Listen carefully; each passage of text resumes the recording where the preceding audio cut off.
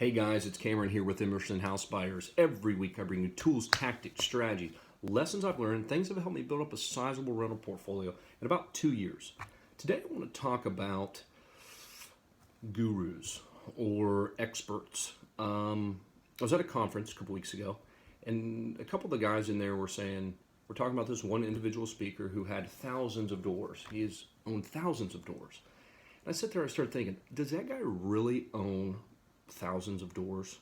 And when I say door, I mean units. So like multi-unit, a 4-unit would be 4 doors. A 5-unit, meaning 5 different sections of the complex, would be 5 doors. That's some of the common language. But they said this guy owns 1,000 doors or 1,000 units. And I was sitting there going, is that true? He's been doing this for 2 years and he owns 1,000 units, or 3 or 4 years, whatever it was. And I thought, how would a guy do that?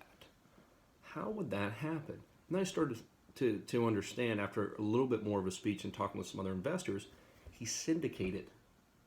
So syndication means you take money, you pool money from other investors, you take that big pile of money, and then you buy something that you could otherwise not buy yourself.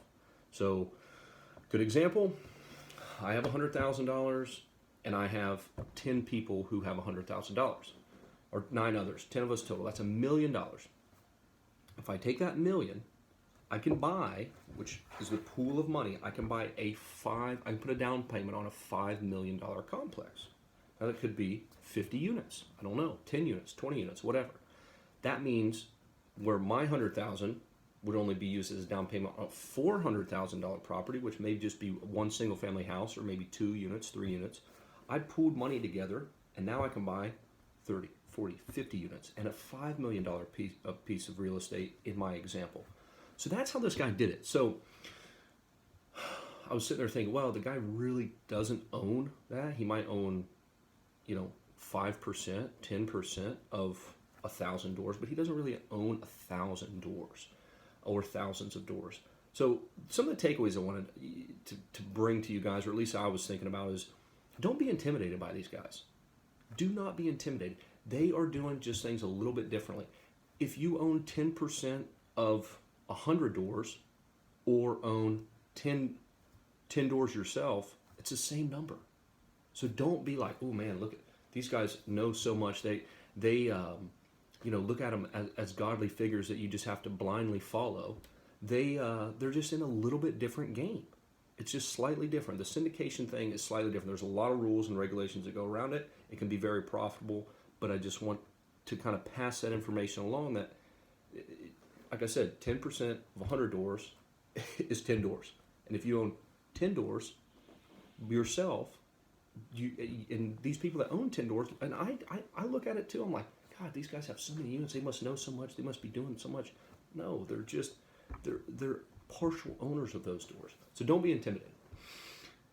The other piece, sometimes these clowns are trying to brag to you. They're trying to put themselves on a pedestal and then sell you something. Listen to my, I know how to do, I got 1,000 doors, and I got a system. Today only $997. I will sell it to you.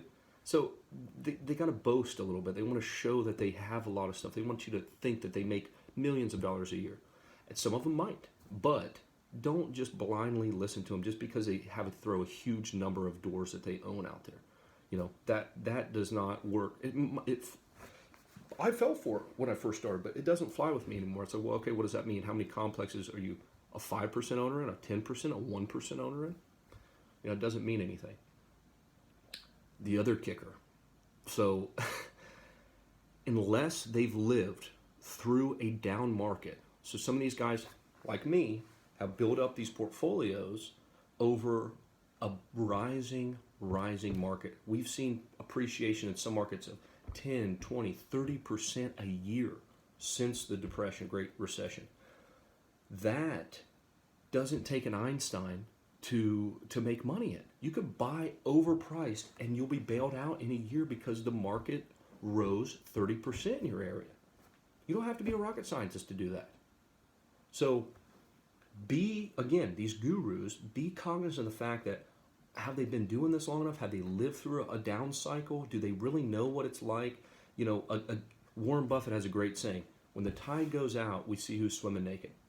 It can be a little graphic, I guess, if depending upon where you're at. But or oh gosh, never mind. So but that's so true. We don't know. These guys are buying these properties in a rising market. And when the market goes down, you will see who was over leveraged, who wasn't doing great business practice, who was irresponsible. That's when you'll see. You're not going to see it now when the market's going crazy. The last piece. So at this conference, there was a speaker there that raised over $2 million for a project for an $8 million apartment building that had no experience. None. Absolutely none. I think the complex was like 60 or 70 units. So she could sit there and say, and she did, she bragged because she was in a program that this guy was trying to sell. She bragged, yeah, I own 60 units now. No, you don't own 60 units. You are a partial owner. Maybe she put in 50 grand, I don't know. You're a partial owner of 60 units, and you don't have any idea what you're doing. You've done one deal. One deal. And now, oh, well, I've raised $2 million. I own 60 units. This is your first rodeo. You don't know anything. So, to back up, and I'm not poo-pooing on these people. These people, specifically, everybody does it. A lot of the guys who get up into the big numbers start throwing it out like, oh, yeah, I've got 1,000 units. Or two. It's like, not really, or do you? Maybe they do. I'm not saying they don't, but the fact is, don't just blindly take these people's advice. How long have you been doing it? Have you lived through cycles? Are you trying to put yourself on a pedestal so you look intelligent, so I buy your product, and how long have you been doing this? Is this your first deal? You bought a 1,000 unit complex, and you put 1% of the money up, maybe not even that, maybe, 0.5%, maybe nothing. Maybe you just brought the deal together and now you're in 1,000 units or 200 units or 300 units. So, I know this was kind of a rant, and I apologize, but I just really want to beat that home. Some of these people, not all, but some, will put themselves on pedestals to make you look up to them like they're godly or they're godlike, and they'll sell you something. And it just gets away from the basic tendencies to ask somebody some basic questions. Do you own them all outright? How long have you been doing this? Have you ever lost money on a deal? How much money have you raised? How many times? Just asking basic questions like you would anybody else. Don't put these people on a pedestal. And be weary when somebody's trying to sell you something. And I'm not saying salespeople are bad. I'm not saying some of their programs, these people's programs aren't great. Some of them are fantastic. I wouldn't be where I am today in real estate if it wasn't for my mentor and putting up the money for his program. So I'm not saying that, but he had a track record. He was not out there pushing programs and trying to sell a bunch of stuff. He added value, and everybody knew his history, and that's how he got me into the program. Because I didn't just say, oh my gosh, he's done a lot of stuff. I started talking to people and said, the guy's honest as the day is long. Yes, he has the reputation to back it up, and he's done a lot of this stuff. So, I think I can button this rant up, guys, but that was just one thing while I was at this event. I just wanted to pass that along. Be cognizant of these people. What are they trying to do? What are they trying to get out of you? Are they trying to get anything out of you? Are they trying to add value? Appreciate it, guys. Hope you enjoyed it. If you did, let me know. If you didn't, let me know. Appreciate the communication. I appreciate the feedback. And I'll see you guys in a week. Thanks.